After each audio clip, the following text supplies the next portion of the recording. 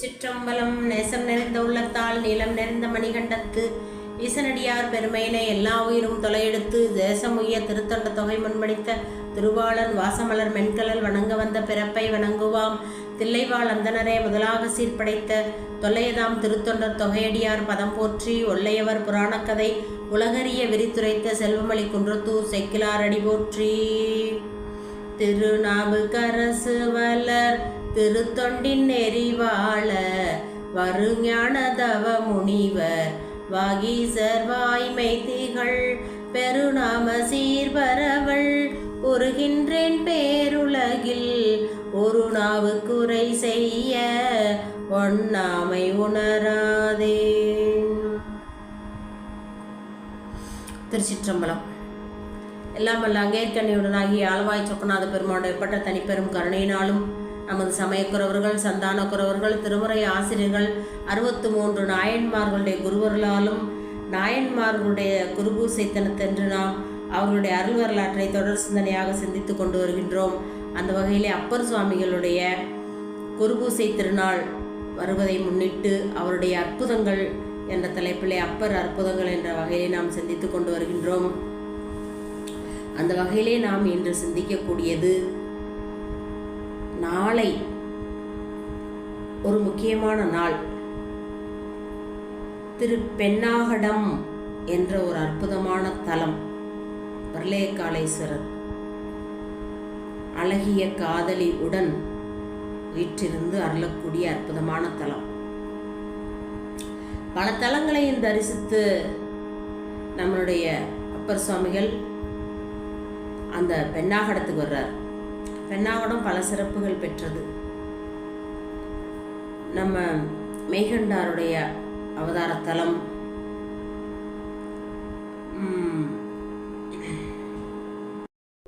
திருக்கோயிலுக்கு தூங்கானை மாடம்னு பேர். சுடற்கொழுந்துநாதர் நம்ம கோட்சங்கோட்சோழன் திருப்பணி செய்த மாட கோயில்.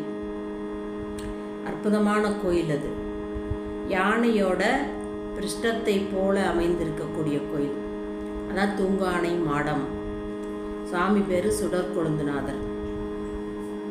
பிரளய காலத்துல நந்தியம்பெருமான் வந்து கோயிலை நோக்கி அந்த ஆழிப்பேரலைகள் வந்ததாகவும் சாமி எழுந்தருளிக்கக்கூடிய திருக்கோயில் அப்படின்னு சொல்லி அந்த அலைகளை திருப்பி அனுப்பியதாகவும் சாமி வந்து கோபுர வாசலை பார்த்து தான் நந்தியம்பெருமான் இருப்பார். சாமியை பார்த்து இருக்க மாட்டார்.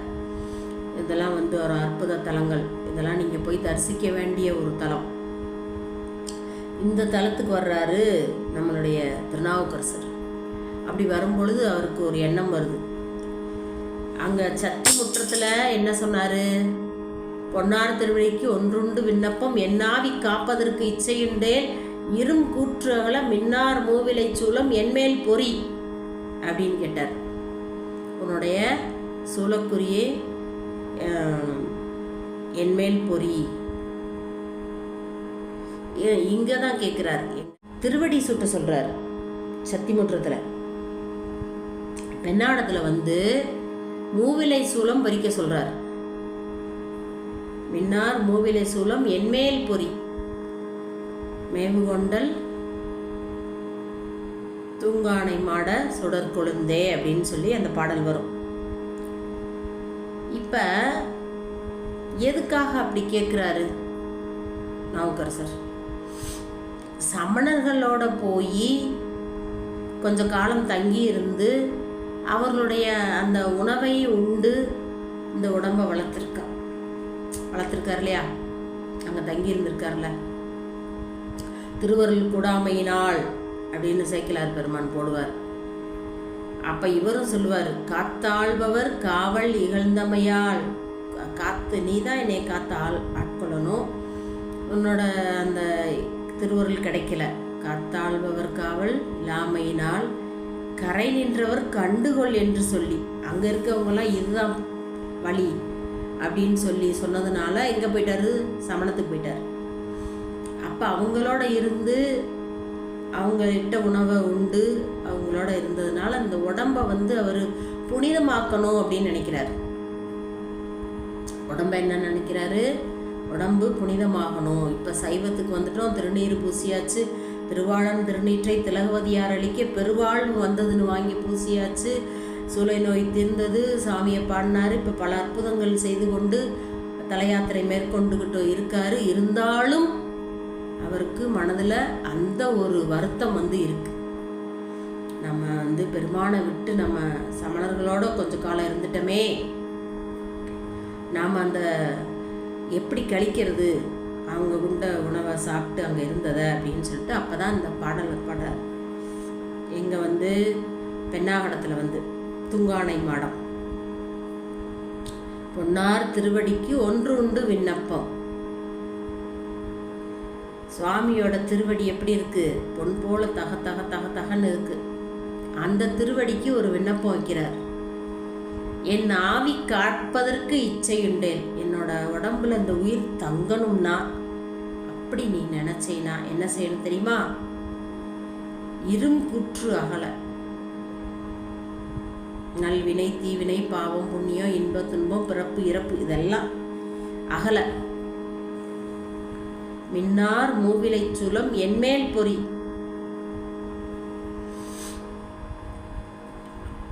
அப்படின்னு கேட்குறாரு.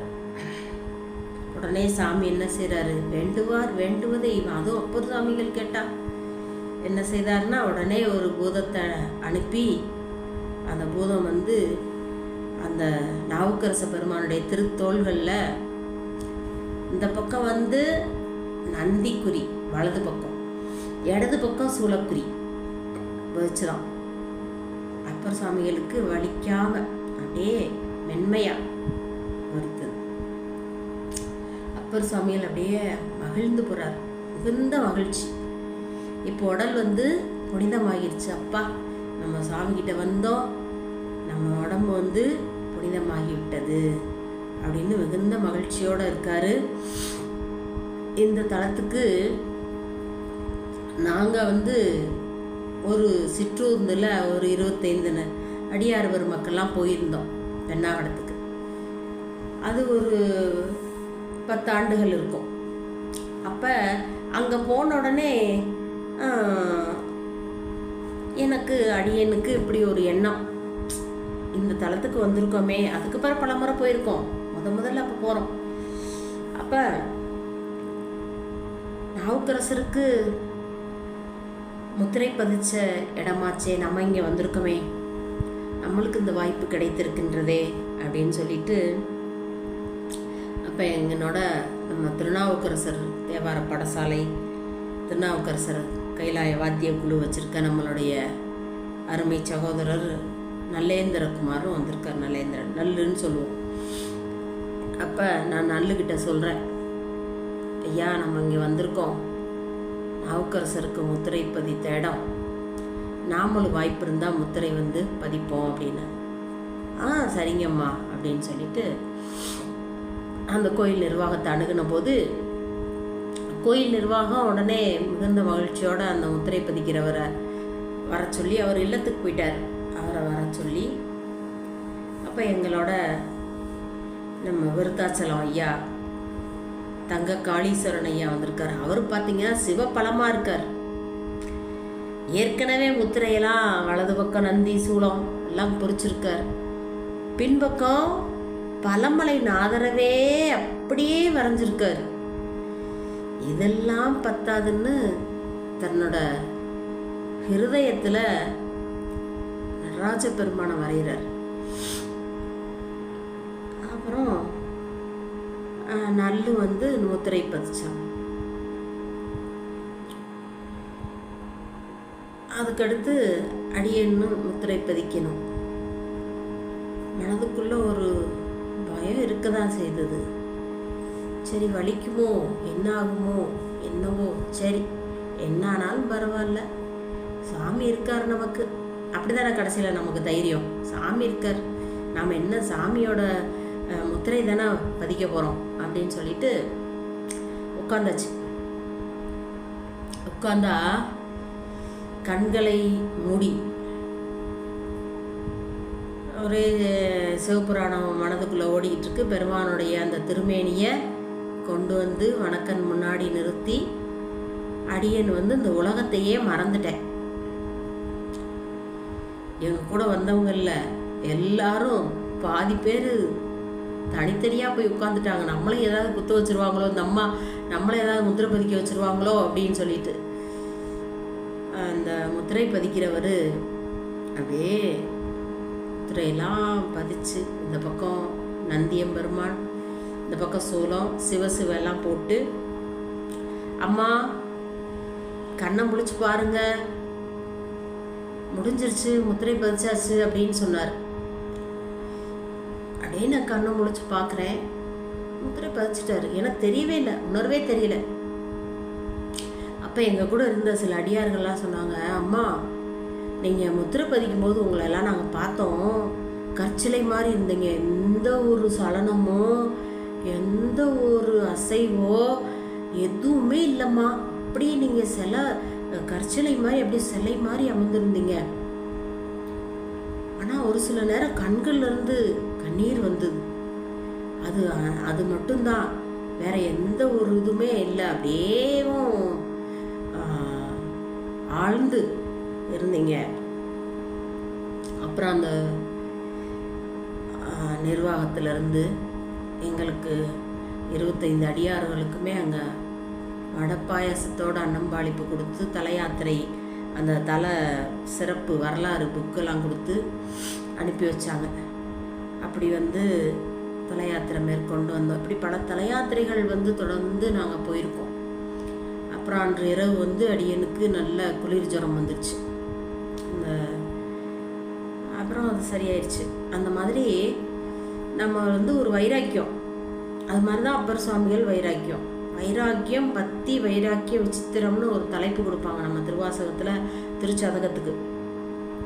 பக்தினா வைராக்கியம் இருக்கணும், வைராக்கியம் இல்லாத பக்தி வந்து பலன் இருக்காது அப்படின்ற மாதிரி அந்த வைராக்கியத்தோட நம்ம பக்தி இருக்கணும். இந்த நாள் வந்து நம்ம ஏன் சிந்திக்கிறோன்னா, நம்ம வந்து அடுத்து திருவீலிமலையில் 2 அடியார்களும் ஞானசம்பந்தரும் நாவுக்கரசரும் பதிகம்பாடி அன்னம்பாளிப்பு கொடுத்து பசிப்பணியை போக்குனதை பார்க்கணும். நம்ம அதுக்கிடையில் நம்ம வந்து இந்த முத்திரை பதித்தது நாள் வந்து இந்த நாள். அதனால இந்த நாளில் வந்து நம்ம அதை சிந்திக்கணும். அந்த சிறப்பு பெற்ற ஒரு நிகழ்வு. ஏன்னா நமக்கு வழிகாட்டியாக, நமக்கு முன்னோடியாக, நமக்கு வாழ்ந்து காட்டியவர்கள் நம்ம 4 பெருமக்கள். அவங்களுடைய அந்த அற்புதங்களையெல்லாம் நம்ம சிந்திக்கிறது மட்டும் இல்லாமல் வாய்ப்பு கிடைக்கும் போதெல்லாம் நம்மளை பயன்படுத்திக்கிறணும். அந்த மாதிரி தான் வாய்ப்பு கிடைக்கும் போது பயன்படுத்தி நாங்களும் முத்திரை வச்சுட்டு வந்தோம். அந்த 2 பேர் நல்லேந்திரனும் அடியனும், அப்புறம் அந்த ஐயா காளீஸ்வரன் ஐயா, அவங்க 3 அந்த வாய்ப்பை வந்து அந்த துங்கானை மாட சுடற்கொழுந்து ஈசர் வந்து எங்களுக்கு கொடுத்தார். அந்த போல் பல சிறப்புகள், பல தல யாத்திரைகள் மேற்கொள்ளும் பொழுது பல சிறப்புகள் நமக்கு வந்து கிடைக்கும். அப்படியெல்லாம் நமக்கு நேரம் கிடைக்கும் போதெல்லாம் அந்தந்த சிறப்புகளை நம்ம சிந்திக்கணும். சிந்திப்பது தான் நமக்கு ஒரே வழி. சிந்தித்து சிந்தித்து சிந்தித்து சிந்தித்து அதிலே இருக்கணும். அதான் சித்தம் சிவமாக்கி செய்தனவே தவமாக்கும். நீங்கள் சித்தத்தில் சிவத்தை வைத்து விட்டால் என்ன செய்தாலும் அது தவம், என்ன செய்தாலும் தவமாகும். அப்படிதான் நம்ம திருவாசகம் சொல்லுது, திருமுறைகள் சொல்லுது. அதுபோல் இந்த வாய்ப்பிற்கு அடியார்கள்லாம் 25/4/2026 சனிக்கிழமை இந்த முத்திரை பதிக்கக்கூடிய நாள். இந்த நல்ல நாளில் போய் வாய்ப்பிற்கு அடியார்கள்லாம் முத்திரை பதிக்குமாறு அன்போடு வேண்டிக் கொள்கின்றேன். என்ன யான் பெற்ற இன்பம் பெருக இவ்வையகம்னு நம்ம அருளாளர்கள்லாம் அவங்க பெற்றதை எப்படி கொடுத்துட்டு போனாங்களோ அதுபோல் அடியேனும் பெற்றதை வந்து உங்களுக்கு சொல்கிறேன். நீங்களும் வாய்ப்பிற்கு அடியார்கள்லாம் போய் அந்த முத்திரை பதித்து பொன்னார் திருவடிக்கு ஒன்றுண்டு விண்ணப்பம் அப்படின்னு என் நாவிக்கு அப்பதற்கு இச்சையுண்டேல் இரும் கூற்று அகல மின்னார் மூவிலை சூலம் என்மேல் பொறின்னு அப்பர் சாமிகள் கேட்டது போல நம்ம போய் கேட்டு அந்த முத்திரைகளை பதிச்சு தன்னோட உடம்பை புனிதமாக்கி கொண்டு தரிசிப்பதனால் உடம்பு மட்டும் இல்லை, உள்ளமும், அது மட்டும் இல்லாமல் பாவம் புண்ணியம் இன்ப துன்பம் பிறப்பு இறப்புங்கிற பிணி நம்மளை விட்டு நீங்கும், பிறவி பிணி நீங்கும். அதனால் இந்த அற்புதமான வாய்ப்பை பயன்படுத்தி கொள்ளுமாறு அடியார் மக்களை அன்போடு வேண்டிக் கொள்கின்றேன். தொடர்ந்து நாம் அப்பர் சுவாமிகளின் அற்புதங்கள் என்ற தலைப்பிலே நாம் சிந்தித்து கொண்டு வருகின்றோம்.